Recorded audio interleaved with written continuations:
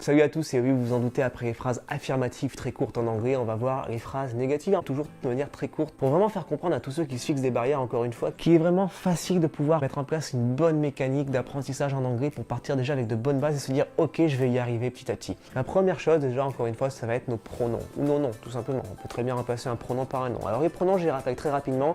I, je, you, tu, he, she, il ou elle, it, pronom neutre, parce que vous savez qu'en anglais, pour les objets ou pour les animaux non domestiques, on va utiliser it, ou les animaux dont on ne connaît pas encore le sexe, par exemple. Et pour ensuite, nous, ça va être we, you, ça va être vous. On ne fait pas la distinction entre le tu et le vous en anglais.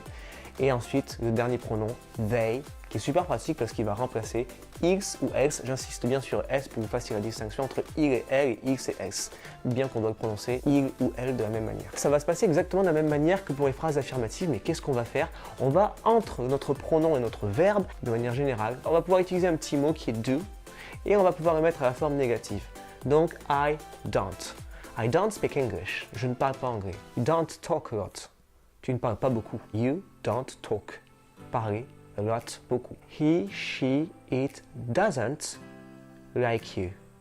Il, elle ne t'aime pas. Qu'est-ce qui va se passer? On va garder notre do à la forme négative, mais on va ajouter es puisqu'il s'agit de la troisième personne du singulier, ce qui donnera does not. Et on va le contracter, ce qui va donner doesn't. He doesn't like you. She doesn't like you. He doesn't like you. We don't see him much.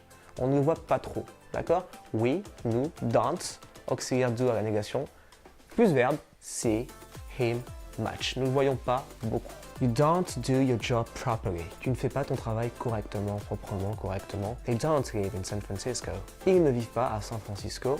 Ou elles ne vivent pas à San Francisco. Toujours pareil, pronom they, suivi de do not, don't, suivi du verbe. Voilà pour faire nos petites phrases négatives. Encore une fois au présent simple pour que vous puissiez déjà jongler un petit peu avec ces petites phrases, pouvoir vous les approprier petit à petit. Et si vous voulez aller encore beaucoup plus loin dans l'apprentissage, je vous renvoie tout de suite à mon site lerêvelinguistique.com dans lequel vous trouverez énormément de conseils et d'astuces contre-intuitifs que je partage avec toutes les personnes qui se rendent sur mon site, que je vous invite à découvrir, qui se trouvera juste dans le lien dans la description de cette vidéo. Et en attendant, moi je vous dis à très bientôt pour la prochaine vidéo.